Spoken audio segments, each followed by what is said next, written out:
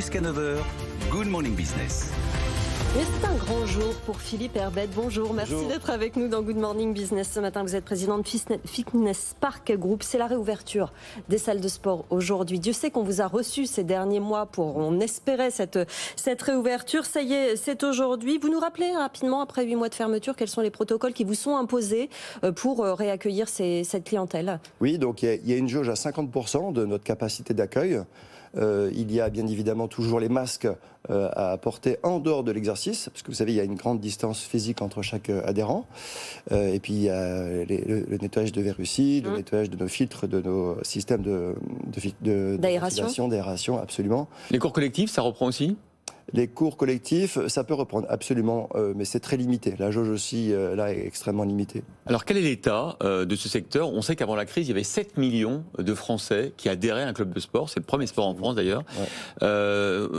Quel est l'état des effectifs chez vous? Par exemple, vous avez perdu combien de clients?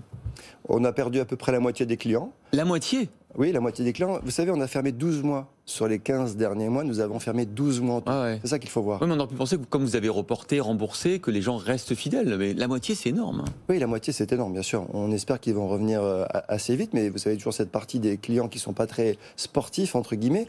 Et c'est cela qu'il faut reconquérir. Et ça va mettre du temps. Nous avons mis... notre entreprise existe depuis plus de 30 ans. On a mis beaucoup de temps pour acquérir notre base de clients. Mais ils ne vont pas revenir en 15 jours. C'est sûr que ça va prendre, selon notre estimation, 18 mois pour retrouver le même niveau de clients que nous avions avant la crise. Donc 235 clubs en France, 75 en propre et 160 en franchise. Il y en a qui vont fermer en conséquence de cette perte de clients? Alors chez Fitness Park, non, parce qu'on a un grand groupe, on est les leaders français, donc on sait que les gens s'inscrivent en priorité chez Fitness Park. Mais dans les 4500 salles de fitness en France, oui, il y a des indépendants qui vont fermer. Et on le sait, ce sera surtout ces prochains mois qu'on va le constater, quand la perfusion des aides va se retirer. Parce que s'il nous faut 18 mois pour reconquérir notre clientèle, ces 18 mois où on perd de l'argent, où on est en déficit. Donc comment on fait pour tenir quand les aides, elles vont s'arrêter bientôt?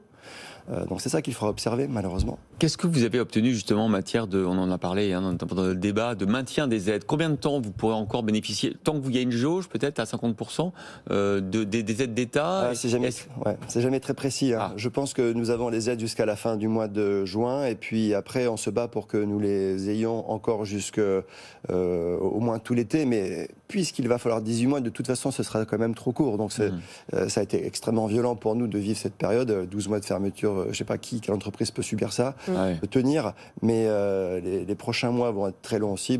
La bagarre n'est pas finie. Heureusement, on est sportifs, on a l'esprit de compétition. Pour les abonnements, ils ont roulé le temps de la fermeture. Là, ils ont été interrompus. Ils reprennent de la même façon sur le temps de la fermeture. On a laissé la possibilité à certains adhérents d'être prélevés. Ils seront compensés. Donc, ils sont prélevés, ça nous fait un peu de trésorerie, mais en réalité, on les compense juste après. Donc, ça fait quand même un chiffre d'affaires à zéro. Et bien sûr, la majorité ont été gelés, les prélèvements ont été gelés. Et pour la suite, vous allez faire des promotions, vous allez vous rattraper sur les prix, parce que finalement les clients peuvent comprendre que vous avez été fermé pendant des mois, qu'il faut de toute façon faire du chiffre et rester sur des prix qui étaient les mêmes avant. Absolument. Mais pour réamorcer la pompe, il faut que nous fassions des promotions, des prix. C'est dans l'ADN du commerçant, si vous voulez.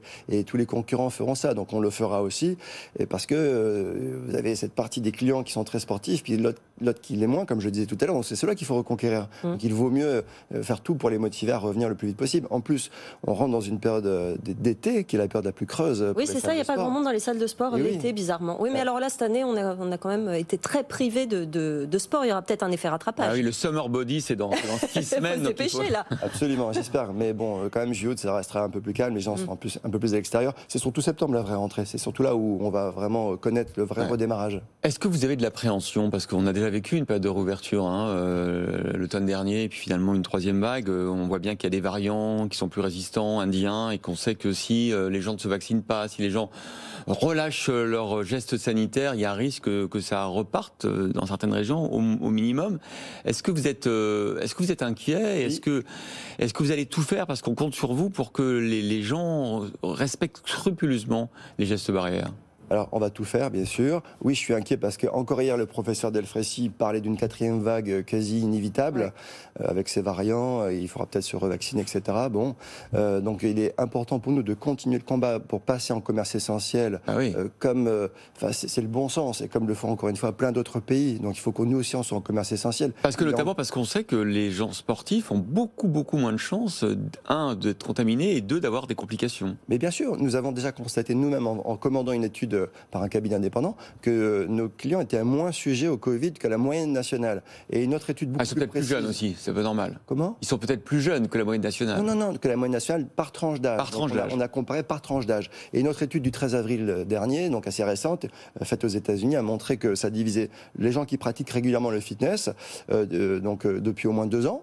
Ils réduisent par 3 leur chance ou leur malchance de rentrer à l'hôpital, et ça divise par 5 le taux de mortalité. On devient, mais véritablement, la solution la plus efficace après le vaccin. Donc il est important et logique et légitime, ô combien légitime, de passer en commerce essentiel. Mais le gouvernement, vous disiez, a pris le problème à bras-le-corps. Ils sont saisis aujourd'hui. Oui. Et d'ailleurs, on l'entend dans les discours politiques. On comprend qu'il faut mettre les gens en sport, qu'il faut que les gens bougent. Donc ça va dans le bon sens. L'activité normale, vous la prévoyez pour quand ? Le retour, 18 mois, vous disiez à peu près ? Nous, on a tablé sur 18 mois. On espère que ce sera plus court. Mais voyez-vous, s'il y a une 4e vague, et même si on est en commerce essentiel, ça va forcément freiner peut-être les gens. Donc ça va rester difficile. Bon, écoutez, on croise les doigts et surtout, on s'habille en vêtements de sport, on se remet tous au sport pour faire du sport. Donc merci Philippe Herbette, PDG de Fitness Park, d'avoir été ce matin dans la matinale.